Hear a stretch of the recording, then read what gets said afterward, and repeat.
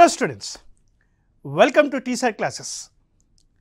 Welcome to the class on Polity and Constitution. ఈ classes ద్వారా రాజ్యాంగంలోని అనేకమైన అంశాలని నేర్చుకుంటూ ఉన్నాం. దీంట్లో భాగంగానే లాస్ట్ క్లాస్లో సపరేషన్ ఆఫ్ పవర్స్ థియరీ దాని గురించి డీటెయిల్డ్గా నేర్చుకున్నాం. మరి ఈ క్లాస్లో ఇంకో important topic evolution of the Indian Constitution, or it is also called historical background of the Constitution. అసలు రాజ్యాంగము ఎలా ఎవాల్వ్ అయ్యింది అనే విషయం మీద చర్చిద్దాం. Evolution of the Indian constitution మరియు దీని యొక్క టైం లైన్ ఒక్కసారి చూడండి. మనకి evolution of the Indian constitution అనేది 4 స్టేజెస్గా డివైడ్ చేస్తాం. It is divided into 4 stages. Stage 1 వచ్చేసి 1600 to 1773. ఈ స్టేజ్ని ది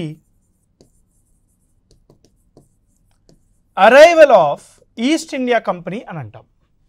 దీన్ని మనం ఏమంటాం sir? Arrival of East India Company అని అంటాం. తర్వాత రెండో stage, second stage, stage 2, 1773 to 1857. దీన్ని ద రెగ్యులేషన్స్ అని అంటాం. రెగ్యులేషన్ అంటే ఏంటి? కంట్రోల్. రెగ్యులేషన్ అంటే కంట్రోల్, ద రెగ్యులేషన్ అని అంటారు. మరి స్టేజ్ 3, 1858 to 1945. ఈ స్టేజ్ని డైరెక్ట్ క్రౌన్ రూల్ మరియు ఇండియా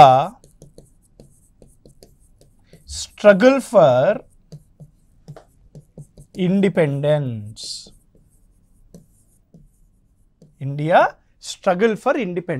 అంటే మనకి స్టేజ్ 1 వచ్చేసి the arrival of East India company, stage 2 వచ్చేసి మనకి the regulations of the east India company, మరియు ద స్టేజ్ 3 వచ్చేసి direct crown rule and India struggle for independence.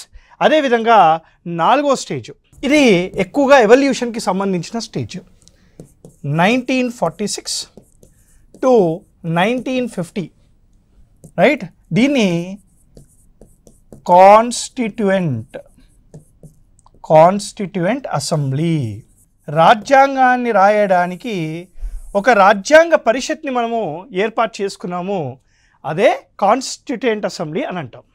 అంటే ఈస్ట్ ఇండియా కంపెనీ ఏ రోజైతే ఇండియాకు వచ్చిందో, ఈస్ట్ ఇండియా కంపెనీ వచ్చాక తర్వాత పరిణామాలన్నీ కూడాను మనము 4 స్టేజెస్గా డివైడ్ చేసుకోవడం జరిగింది.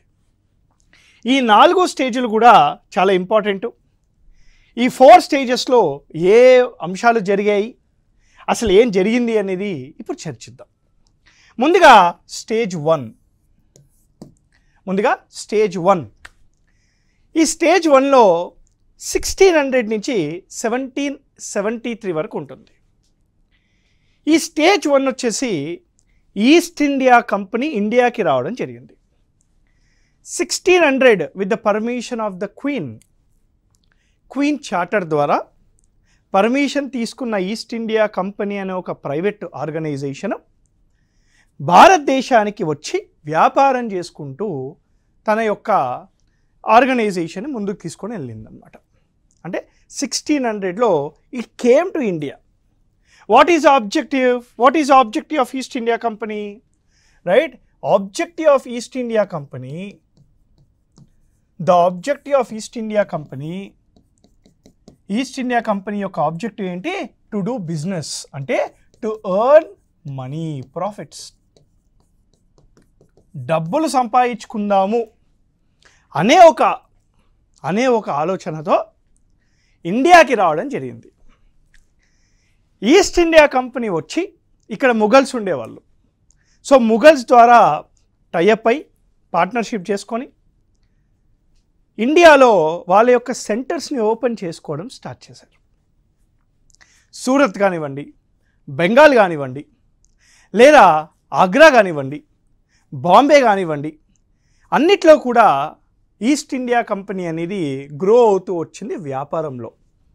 ఎక్కువ మొత్తంలో స్పైసెస్, ముఖ్యంగా వైట్ పెప్పర్, దీన్ని ట్రేడింగ్ చేసేవాళ్ళు.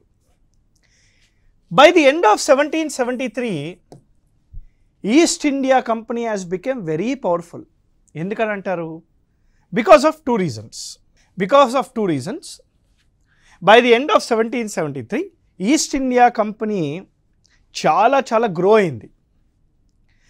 Reason number 1, East India Company has fought certain wars, యుద్ధాలు. బ్యాటిల్ ఆఫ్ బక్సర్ కానీ, బ్యాటిల్ ఆఫ్ ప్లాజీ కానీ, ఇలాంటి యుద్ధాలు చేయడం వల్ల ద ఈస్ట్ ఇండియా కంపెనీ అనేది స్ట్రెంగ్తన్ అయిపోయింది బై ది ఎండ్ ఆఫ్ 1773. రెండో ముఖ్యమైన అంశము ముఘల్స్ ద్వారా వచ్చిన Diwani right collections. Diwani rights. What is the meaning of Diwani rights? Diwani rights అంటే ట్యాక్స్ కలెక్షన్ రైట్స్ అన్నమాట. పన్నులు వసూలు చేసే అధికారము. పన్నులు వసూలు చేసే అధికారము ఈస్ట్ ఇండియా కంపెనీకి రావడం వల్ల ఏదైతే ప్రాంతంలో ఈస్ట్ ఇండియా కంపెనీ పన్నులు వసూలు చేయడం స్టార్ట్ చేసిందో అక్కడ పెత్తనం చెలాయించడం స్టార్ట్ చేసింది. బై ది ఎండ్ ఆఫ్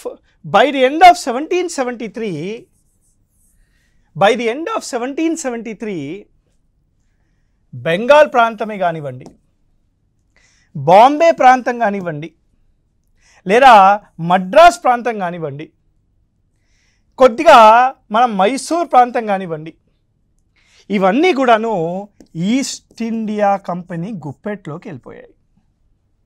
మనకి పర్మనెంట్ సెటిల్మెంట్ బెంగాల్ ప్రాంతము, మనకి బాంబే స్టేట్, మద్రాస్ మరియు ఇక్కడ మైసూర్. సో ఇలాంటి యొక్క ప్రాంతాలు ఈస్ట్ ఇండియా కంపెనీ గుప్పెట్లోకి వెళ్ళిపోయాయి. మరి East India Company came as a commercial body కదా. East India Company came as a commercial body కదా. సడన్గా ఏమైంది? 1773 తర్వాత East India Company both commercial మరియు అడ్మినిస్ట్రేటివ్ బాడీగా తయారైపోయింది అనమాట. అంటే ఇదే ఈస్ట్ ఇండియా కంపెనీ సర్వీసు చేయాలి, వ్యాపారము చేయాలి. It has become political body also. ఇదే East India Company political body అయిపోయింది, అంతే కదా. ఇప్పుడు బెంగాల్ అనే ప్రాంతాన్ని ఎవరు చూసుకోవాలి? బెంగాల్ ఇప్పుడు ఈస్ట్ ఇండియా కంపెనీ గుప్పెట్లో ఉంది. మరి బెంగాల్లో అడ్మినిస్ట్రేషన్ ఎవరు చేయాలి సార్? ఈస్ట్ ఇండియా కంపెనీ చేయాలి. వ్యాపారం ఎవరు చేయాలి? ఈస్ట్ ఇండియా కంపెనీ చేయాలి. అంటే ఏదైతే ఒక సంస్థ భారతదేశానికి వ్యాపారం చేయడానికి వచ్చిందో అదే సంస్థ రాజకీయ సంస్థగా మారడం మనం చూసాము 1773 తర్వాత. సో 1773 నాటికి ఏమైంది సార్ అంటే బెంగాల్లో ఒక గవర్నర్ని ఏర్పాటు చేశారు, దాని యొక్క అడ్మినిస్ట్రేషన్ చూసుకోవడానికి. మద్రాస్లో ఒక గవర్నర్ని ఏర్పాటు చేశారు, మరియు బాంబేలో ఒక గవర్నర్ని ఏర్పాటు చేశారు. బాంబేలో కూడా గవర్నర్ని ఏర్పాటు చేశారు. సార్ ఈస్ట్ ఇండియా కంపెనీకి వ్యాపారం చేసే దాంట్లో ఎక్స్పీరియన్స్ ఉంది, కానీ అడ్మినిస్ట్రేషన్లో ఎక్స్పీరియన్స్ లేదు కదా. సో అడ్మినిస్ట్రేషన్లో ఎక్స్పీరియన్స్ లేదు కాబట్టే మనము సెకండ్ స్టేజ్కి వెళ్తాం. ఫస్ట్ స్టేజ్లో ఒకసారి recap. East India Company came as a commercial body. The main motive of this commercial body is to earn money, డబ్బులు సంపాదించుకోవాలి. By the end of 1773 East India Company because of wars, certain wars, battle of Plassey కానివ్వండి, battle of Buxar కానివ్వండి, ఇలాంటి యుద్ధాలు చేయడం వల్ల, దాంతోపాటు tax collection rights, Diwani rights రావడం వల్ల ఈస్ట్ ఇండియా కంపెనీ కొన్ని ప్రాంతాలు దాని గుప్పెట్లోకి వెళ్ళిపోయాయి. సో ఇప్పుడు by the end of 1773 East India Company is no both commercial as well as political body. అదే అడ్మినిస్ట్రేటివ్ బాడీ అయింది, అదే కమర్షియల్ బాడీ కూడా అయ్యింది. మరి సార్ ఈస్ట్ ఇండియా కంపెనీకి వ్యాపారం చేసే దాంట్లో 100 సంవత్సరాల పైగానే ఎక్స్పీరియన్స్ ఉంది, కానీ పరిపాలన విధానంలో ఎక్స్పీరియన్స్ లేదు కదా.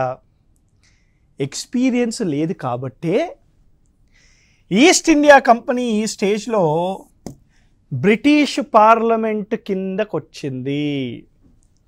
అంటే బ్రిటిష్ పార్లమెంట్ ఒక చట్టం చేస్తే ఆ చట్టాన్ని ఫాలో అవుతూ ఈస్ట్ ఇండియా కంపెనీ భారతదేశంలో పరిపాలన చెయ్యాలి. That is the meaning of regulation. What is the meaning of regulation? ఇక్కడ సెకండ్ స్టేజ్లో మనకి ఇక్కడ రెగ్యులేషన్ అని చెప్పా.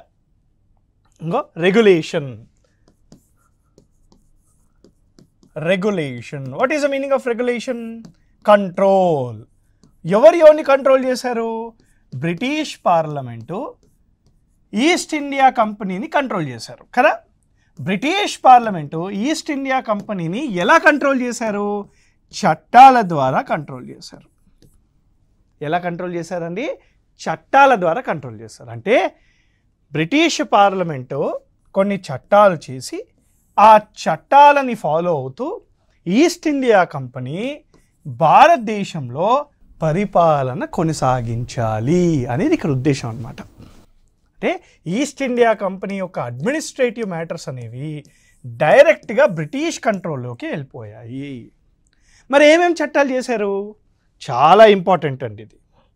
ఏమేమి చట్టం చేశారు? 1. Regulation act in the year 1773. 2. Pitts act 1784. Pitts act of 1784. 3. Charter act 1793. 4. Charter act 1813. 5. Charter act 1833. And we have Charter Act 1853. అంటే ఈ 6 చట్టాలు ఈస్ట్ ఇండియా కంపెనీ యొక్క పరిపాలన విధానం కోసము ఈస్ట్ ఇండియా కంపెనీ పని చెయ్యాలి అంటే ఎలా పని చెయ్యాలి అని చెప్పి మనకి ఈ 6 చట్టాలు చేయడం జరిగిందనమాట. సో ఇప్పుడు 6 చట్టాల గురించి కొద్దిగా చూసుకుంటూ వెళ్దాం. ఓకే, చలో. నా ఫస్ట్ వన్ చూడండి ఒకసారి. Regulation act of 1773. Regulation act of 1773 is called the first act given by British Parliament to control the affairs of East India Company.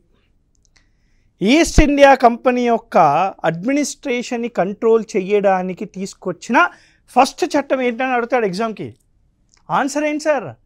Regulation act of 1773. ఈ యొక్క చట్టం ద్వారా చాలా ఇంపార్టెంట్ అండి. ఈ చట్టం ద్వారా ఇండియాలో first step towards centralisation of the administration తీసుకొచ్చారు. అంటే it is a first act to introduce పవర్ని కన్సాలిడేట్ చేసి సెంట్రలైజేషన్ అనేది సెంట్రలైజేషన్ దిశగా తీసుకొని వెళ్ళడం జరిగింది. అంతేకాకుండా ఈ చట్టం ద్వారా చాలా ఇంపార్టెంట్ అండి. ఈ చట్టం ద్వారా a Supreme Court was established at Fort William, Calcutta. A Supreme Court was established at Fort William కలకత్తాలో ఒక సుప్రీం కోర్ట్ని ఎస్టాబ్లిష్ కూడా చేయడం జరిగింది. మనకి ఈ చట్టం ద్వారానే అది తీసుకొని రావడం జరిగింది. అంతేకాకుండా గవర్నర్ ఆఫ్ బెంగాల్ని గవర్నర్ జనరల్ ఆఫ్ బెంగాల్గా పేరు మార్చడం జరిగింది. ఈ చట్టం ద్వారా governor of Bengal was renamed as governor general of Bengal. మరి రెండోది ఏంటి sir? Pitt's act of 1784. Now what is the meaning of Pitt's Act of 1784? ఇది చాలా important because of one important reason. ఆ రీజన్ ఏంటంటే Pitt's Act of 1784 is a first act. Pitt's Act of 1784 is a first act to separate the commercial and administrative functions of East India Company. అంటే east India Company యొక్క commercial మరియు administrative ఫంక్షన్స్ని separate చేసిన first చట్టం ఏది sir అంటే అది pits act of 1784. ఈ commercial ఫంక్షన్స్ని చూసుకోవడానికి కమర్షియల్ ఫంక్షన్స్ని చూసుకోవడానికి కోర్ట్ ఆఫ్ డైరెక్టర్స్ని స్థాపించడం చేశారు. అదే మన కమర్షియల్ ఫంక్షన్స్ చూసుకోవడానికి కోర్ట్ ఆఫ్ డైరెక్టర్స్ని పెట్టారు. అడ్మినిస్ట్రేటివ్ ఫంక్షన్స్ని చూసుకోవడానికి బోర్డ్ ఆఫ్ కంట్రోల్ని స్థాపించడం జరిగింది. పిట్స్ యాక్ట్ ఆఫ్ 1784 ద్వారా for the first time East India Company యొక్క కమర్షియల్ ఫంక్షన్స్ మరియు పొలిటికల్ ఫంక్షన్స్ని సపరేట్ చేయడం జరిగింది. ఇది రెగ్యులేషన్ యాక్ట్ మరియు Pitts act. The first charter act is given in 1793. 1793 ద్వారా మనకి ఫస్ట్ చార్టర్ యాక్ట్ అనేది రావడం జరిగింది. ఈ చార్టర్ యాక్ట్ ఏం చేసిందంటే it continued east India Company rule in India for another 20 years. ఇంకో 20 సంవత్సరాలు ఈస్ట్ ఇండియా కంపెనీ యొక్క రూల్ని కొనసాగించారు. మరి రెండో చార్టర్ యాక్ట్ వచ్చేసి 1813 ద సెకండ్ చార్టర్ యాక్ట్. ఇది చాలా ఇంపార్టెంట్, ఒక పాయింట్ ఉంది ఇందులో వినాలి. 1813 చార్టర్ యాక్ట్ ద్వారా ఈస్ట్ ఇండియా కంపెనీ యొక్క ట్రేడ్ మోనోపోలీని ఇండియాలో ఎండ్ చేశారు. అంటే బ్రిటిష్కి సంబంధించిన వేరే బిజినెస్ ఎంటర్ప్రైజెస్ ఇప్పుడు ఇండియాకు వచ్చి ఇండియాలో కూడా వ్యాపారం చేసుకోవచ్చు. ఖచ్చితంగా ఈస్ట్ ఇండియా కంపెనీ యొక్క ట్రేడ్ మోనోపోలీ అనేది ఉండాలని లేదు. అది 1793 ద్వారా 20 years ఈస్ట్ ఇండియా కంపెనీ యొక్క ట్రేడ్ మోనోపోలీ పెంచారు. ఈ ఈస్ట్ ఇండియా కంపెనీ యొక్క ట్రేడ్ మోనోపోలీ అనేది 1813 చట్టం ద్వారా పోయింది. ఈ 1813 చట్టం ద్వారా భారతదేశంలో విద్యా వ్యవస్థని మెరుగుపరచడానికి ₹1,00,000 బడ్జెట్ కూడా అలకేట్ చేయడం జరిగింది. ఈ 1813 చార్టర్ యాక్ట్ ద్వారా ఈస్ట్ ఇండియా కంపెనీ యొక్క ట్రేడ్ మోనోపోలీ అనేది అంతమైపోయింది. ఎక్సెప్ట్ రెండు, ఒకటి ట్రేడ్ ఇన్ టీ అండ్ రెండోది ట్రేడ్ విత్ చైనా. ఇవి రెండు తప్ప.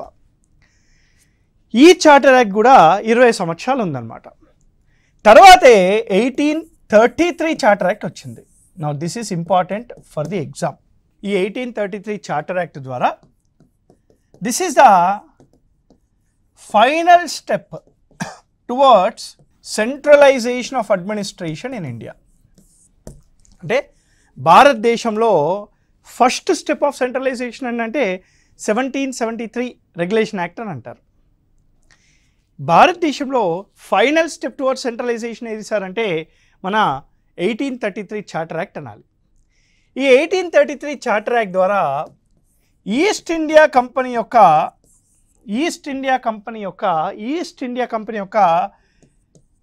కమర్షియల్ ఫంక్షన్స్ కమర్షియల్ ఫంక్షన్స్ని తీసేయడం జరిగింది.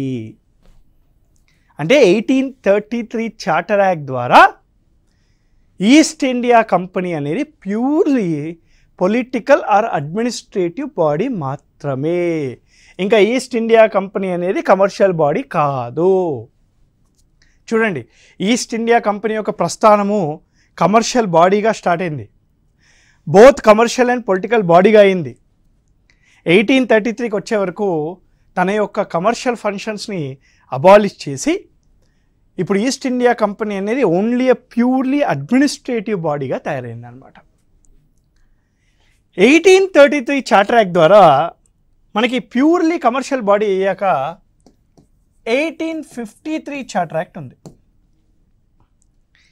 ఈ 1853 చార్టర్ యాక్ట్ ద్వారా very important Macaulay, under the recommendations of Macaulay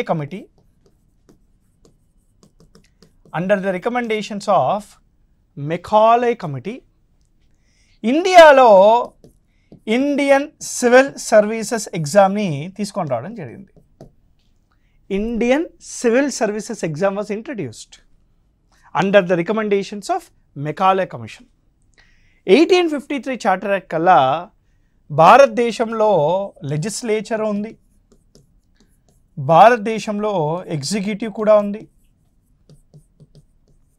and already court న్యాయ వ్యవస్థ కూడా ఉంది. అంటే 1853 కల్లా భారతదేశంలో సంస్థలు ఏర్పాటైపోయాయి. సపరేషన్ ఆఫ్ పవర్స్ థియరీ వచ్చేసింది. మనకి బ్యూరోక్రసీ ఉంది, పొలిటీషియన్స్ ఉన్నారు, అదేవిధంగా న్యాయ వ్యవస్థ ఫోర్ట్ విలియం కలకత్తాలో ఉందన్నమాట.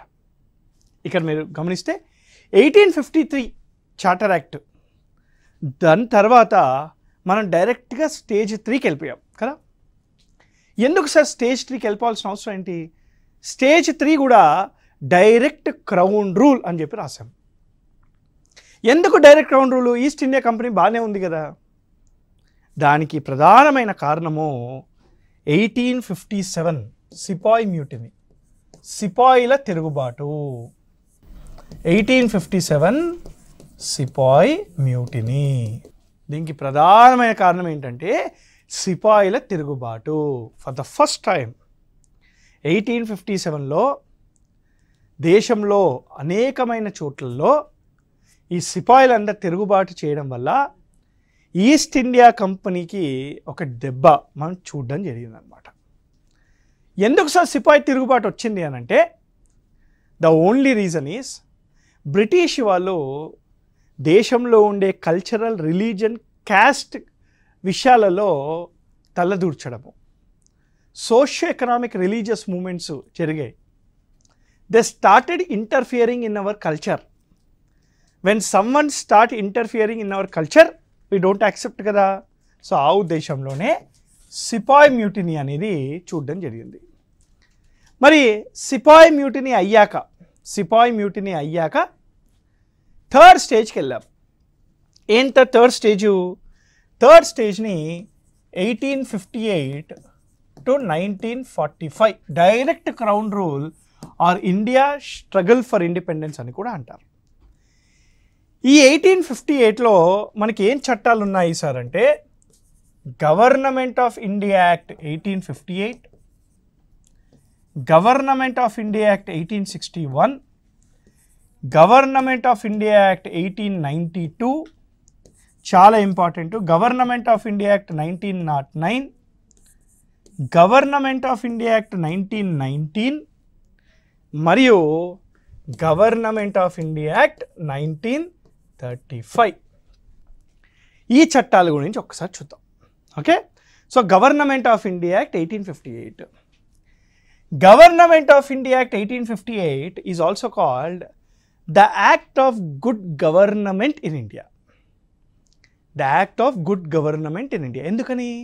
Because this act replaced the East India Company rule with British crown.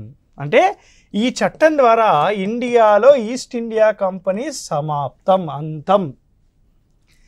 భారతదేశం ఎవరు గుప్పెట్లోకి వెళ్ళిపోయింది? ఇప్పుడు డైరెక్ట్గా బ్రిటిష్ వాళ్ళ గుప్పెట్లో, క్రౌన్ గుప్పెట్లోకి వెళ్ళిపోయింది. మనకి గవర్నర్ జనరల్ ఆఫ్ ఇండియా యొక్క పేరుని వైస్రాయ్ ఆఫ్ ఇండియాగా మార్చారు. ఇదే చట్టం ద్వారా బ్రిటిష్ పార్లమెంట్లో ఒక క్యాబినెట్ మినిస్టర్ని అపాయింట్ చేశారు. అతన్ని secretary to the state of India అని అంటారు. ఈ secretary to the state of India అనే వ్యక్తి ఇండియాకి సంబంధించిన విషయాలను చూసుకోవాలి. ఈ secretary to the state of ఇండియాని అసిస్ట్ చేస్తూ ఇండియన్ కౌన్సిల్ ఉంటుంది. Okay, government of India act 1861, దీన్ని ఇండియన్ కౌన్సిల్స్ యాక్ట్ అని కూడా అంటారు. ఎందుకు సార్? 2 కారణాలకి. ఒకటి, ఫర్ ద ఫస్ట్ టైం భారతీయులని లెజిస్లేటివ్ కౌన్సిల్స్లో రావచ్చు అని ఒక తీర్మానం తీసుకొచ్చారు. For the first time Indians were allowed in to legislative council as a non official members. రెండో రీజన్, ఈ చట్టం ద్వారా ప్రావిన్షియల్ కౌన్సిల్స్ని ఏర్పాటు చేశారు. అంటే స్టేట్ లెజిస్లేచర్లు అనమాట. ఇప్పుడు ప్రస్తుతానికి మనకి స్టేట్లో లెజిస్లేచర్స్ ఉంటాయి కదా, అలా. అంటే government of India act 1861 is also called what sir? Right, it is also called the Indian councils act because of 2 reasons. 1, provincial లెజిస్లేచర్స్ని ఏర్పాటు చేయడము. 2, అదేవిధంగా Indians were first time allowed in to councils as non official members. ఈ చట్టం ద్వారా వైస్రాయ్కి ordinance జారీ చేసే అధికారం కూడా వచ్చింది. నా 1892 ఇంపార్టెంట్ అండి. 1892 is important for only 1 reason. ఏంటది? For the first time elections were introduced in India as per 1892 act. ఇండియాలో ఫర్ ద ఫస్ట్ టైం ఎన్నికలు అనేవి ఉండాలి. ఎన్నికలను తీసుకొచ్చిన మొదటి చట్టం ఏంటి అంటే 1892 యాక్ట్ అనమాట. 1909 government of India act. 1909 government of India act is also called మింటో-మార్లే reforms. Is also called మింటో-మార్లే reforms. మింటో-మార్లే reforms అని కూడా అంటారు. ఈ మింటో-మార్లే రిఫార్మ్స్ ద్వారా ఏం చేశారు సార్? 1909 యాక్ట్ ద్వారా మనకి వైస్రాయ్ ఎగ్జిక్యూటివ్ కౌన్సిల్లో for the first time Indians were allowed. భారతీయులని క్యాబినెట్ మినిస్టర్స్, మంత్రి మండలి జాబితాలో ఆ గ్రూప్లో for the first time 1909 act ద్వారానే వచ్చింది. అదేవిధంగా 1909 యాక్ట్ ద్వారా సీట్లను కూడా పెంచారు. లెజిస్లేటివ్ కౌన్సిల్లో కానీ లెజిస్లేటివ్ అసెంబ్లీస్లో కానీ సీట్లను పెంచారు. ఈ 2 కాదండి, 1909 చట్టం ద్వారా చాలా ఇంపార్టెంట్ ఏంటంటే for the first time right separate, ఇది ఇంపార్టెంట్ సార్, ఇది ఎగ్జామ్కి చాలాసార్లు వస్తుంది. Separate electoral college was introduce for Muslims. అంటే ఈ చట్టం ద్వారా ఒక సపరేట్ ఎలక్టోరల్ కాలేజ్ని ముస్లిమ్స్ కోసం మాత్రమే ఇంట్రడ్యూస్ చేశారు. అంటే కొన్ని సీట్లలో ఎప్పుడైనా ఒక ముస్లిం నించుంటే అక్కడ ఉన్న ముస్లిమ్స్ మాత్రమే ఓటు వేయాలన్నమాట. It is a kind of political reservations. It is a kind of political reservations. It is a kind of political reservations. It is a kind of political reservations అన్నమాట. అంటే ఇక్కడ ఓన్లీ ముస్లిమ్స్ని మాత్రమే, Muslims నించినప్పుడు Muslims మాత్రమే ఓటేయాలి. అంటే అందుకే Minto is called the father of separate electoral college in India. Minto is called the father of separate electoral college in India. ఇది 1909 అనమాట. ఒక్కసారి 1919 చూడండి. దీన్ని మాంటేగ్యూ చెమ్స్ఫోర్డ్ రిఫార్మ్స్ అని కూడా అంటారు. This is also called Montagu Chelmsford reforms. ఈ చట్టం ద్వారా డీసెంట్రలైజేషన్ మనకి ఫస్ట్ టైం స్టార్ట్ అయింది. ఇండియాలో డీసెంట్రలైజేషన్ స్టార్ట్ అవ్వడానికి మెయిన్ కారణమే ఈ మాంటేగ్యూ-చెమ్స్ఫోర్డ్ రిఫార్మ్స్. ఎందుకని? ఈ చట్టం ద్వారా dyarchy was introduced. Dyarchy was introduced as per which act అని అంటాడు. ఆన్సర్ ఏంటి sir? 1919 government of India act. ఎక్కడ ఇంట్రొడ్యూస్ చేశారు డయార్కి? ప్రావిన్సెస్లో ఇంట్రొడ్యూస్ చేశారు. ప్రావిన్సెస్లో డయార్కీ వాజ్ ఇంట్రడ్యూస్డ్. అంటే 1919 చట్టం ద్వారా డయార్కీని ప్రావిన్సెస్లో ఇంట్రడ్యూస్ చేసిన మొదటి చట్టం ఏంటి సార్ అంటే ఈ గవర్నమెంట్ ఆఫ్ ఇండియా యాక్ట్ మన 1919. సో ఇప్పుడు మనకి థర్డ్ స్టేజ్లోనే 1935 యాక్ట్ కూడా ఉంది కదా. సో 1935 యాక్టు మరియు ఫోర్త్ స్టేజ్ అసలు రాజ్యాంగం ఎలా ఎవాల్వ్ అయ్యింది, 1946 నుంచి 1950 మధ్యలో జరిగిన పరిణామాలు ఏంటి, ఇవన్నీ కూడాను మనం నెక్స్ట్ క్లాస్లో చూసుకుందామండి. Thank you very much. Jai Hind.